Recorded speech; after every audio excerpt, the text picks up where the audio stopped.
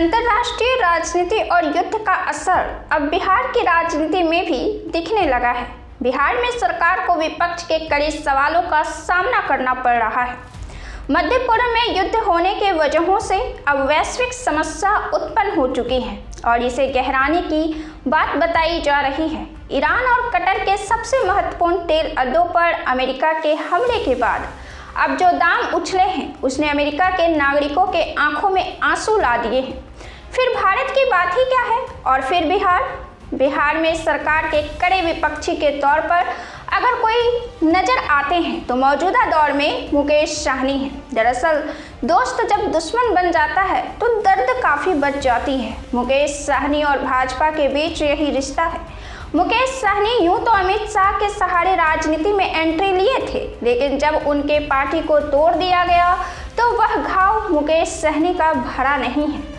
राजनीति में पैर जमाना आसान नहीं है जब कई तरह की पार्टियों का दबदबा हो और उनके बीच होड़ हो। ऐसे में छोटी पार्टी का अस्तित्व बना रहना ही महत्वपूर्ण बन जाता है। मुकेश सहनी के विधायकों को तोड़ने के बाद मुकेश सहनी भाजपा के कट्टर विरोधी हो चुके हैं और तेजस्वी यादव के साथ हैं फिलहाल। ऐसे में उन्होंने जो सवाल किए हैं वह तेजस्वी यादव का ही मालूम पड़ता है, क्योंकि हर मुद्दे पर तेजस्वी यादव भाजपा पार्टी से कड़े सवाल कर एक मजबूत प्रतिपक्ष नेता की भूमिका निभाई है।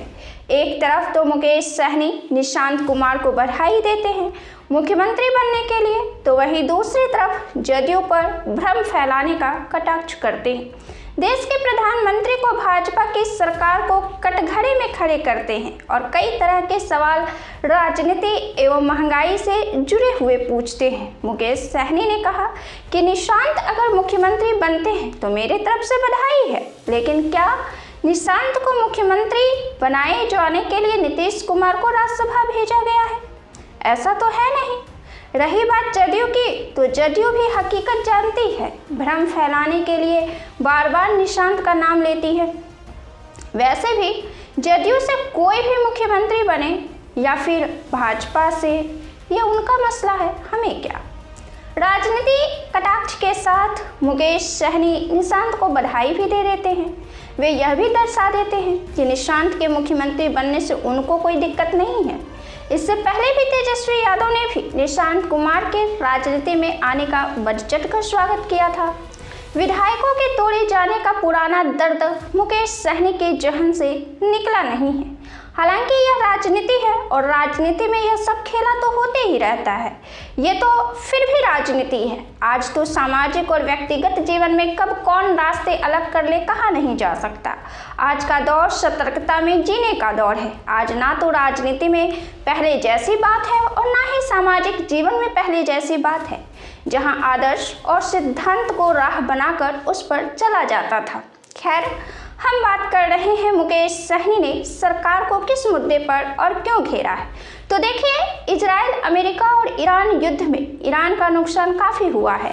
तेल उत्पादन पर प्रभाव पड़ा है। यही वजह है कि देश में गैस से लेकर पेट्रोलियम तक अब समस्या के तौर पर सरकार और जनता के सामने एक नई चुनौती उत्पन्न हो गई है। इस लिहाज से सरकार ने इनकी कीमतों में इजाफा कर दिया है।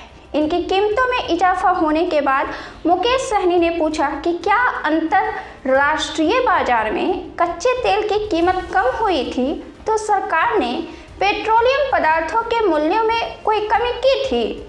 दरअसल सरकार ने प्रीमियम पेट्रोल पर 2 रुपये लीटर की बढ़ोतरी कर दी है। उन्होंने कहा कि पहले ही रसोई गैस जैसी जरूरी वस्तु नहीं मिल रही थी और अब पेट्रोल की कीमतें बढ़ने से जीवन की बुनियादी ज़रूरतें भी महंगी हो जाएगी। उन्होंने कहा कि यह बढ़ोतरी जनता पर बोझ डालने वाली है। मुकेश सहनी ने कहा कि बिहार में पहले से ही अन्य कई राज्यों की तुलना में पेट्रोल और डीजल के दाम अधिक थे।